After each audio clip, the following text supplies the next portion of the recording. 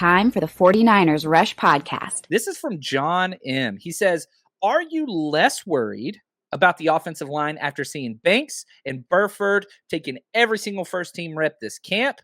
Keep hearing solid reports. Are you less concerned now, or are you where you were before training camp? I was never super concerned. Remember? Chill. I was always chilled about it because I felt like, A, the coach knows what's best. B, Jake Brendo has been, that's been Trey's guy since last year. They have some type of rapport. What we're seeing is Kyle Shanahan work with Daniel Brunskill, a la something happens to Jake Brendo, he's plan B.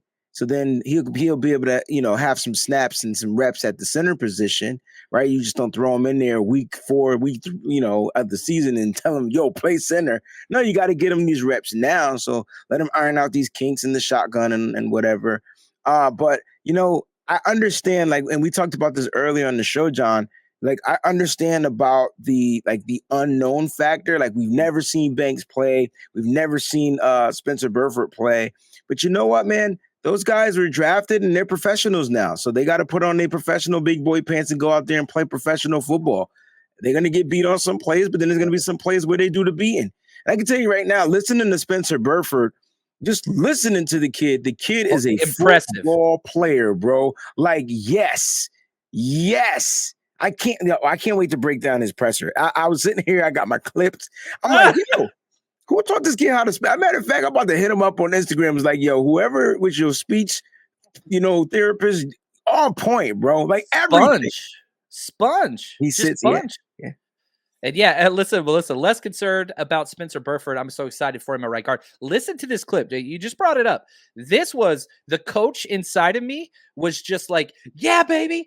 As he was talking, I was like, hell yeah, this is what it's about. So listen to Spencer Burford. This dude, he for real.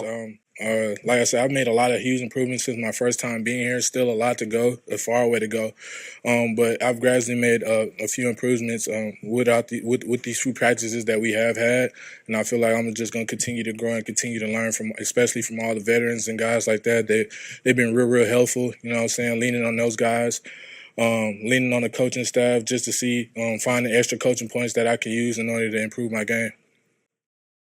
Whoa! I can't stop smiling. Bro, I'm so happy for this kid, man. 4th round draft pick, man. UTSA? I don't even know how to say the Fighting Roadrunners, baby. Whatever, bro. Beeps. You know what I'm saying? He's from the Beeps. And you know what was really impressive? They asked him, yo, man, how you feel about playing guard? He was like, look, man, I played guard freshman and sophomore year, man. And they moved me they moved me out to the tackle. So it's just getting reacclimated to the position. Oh, it's great to have excitement. And let's transition a little bit. Let's step back from Spencer Burford and put this into context, right? Let's bookend it on both sides. Because here's the issue. What's up, Perk? Because here's the thing. Kyle Shanahan hates rookies. So how the hell are we in this position where a rookie has started since day one of rookie minicamp, day one of OTAs, day one of training camp, and he just locked it down?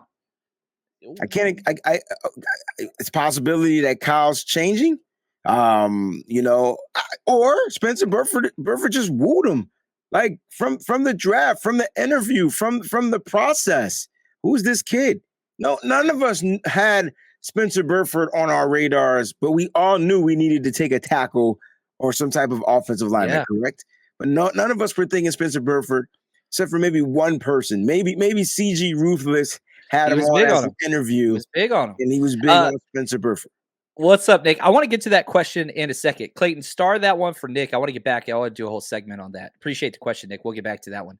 Nick C had this comment to me, and I thought it was hilarious. He said, when it comes to rookie, Kyle Shanahan's like a lifeguard at the shallow end of the pool. The rookies are not allowed to dive in. They can't jump in. They got to go into with the ladder. Yep. They got to slowly go down the stairs. At the 2 feet section and start walking their way down to the 8 to 10 feet section. That's what they got to do. And he's always been that way. And I think the biggest issue for Kyle, this is just my own interpretation, consistency. That is everything. Not highlight plays, which we all know and love. It's not having those drive killers, those holding penalties, those, just whiffing, whatever else. It's consistency. So if we take that, now we apply it back to Spencer Burford. Remember, Aaron Banks, who they drafted in the second round, couldn't win the right guard spot from Daniel Brunskill. Now, Daniel Brunskill's still there. 0 snaps at right guard. Well, am I mistaken when I say I think Banks's strength was at the left guard spot? That's what he played almost his entire career at Notre Dame, 3 straight years starting. Yeah.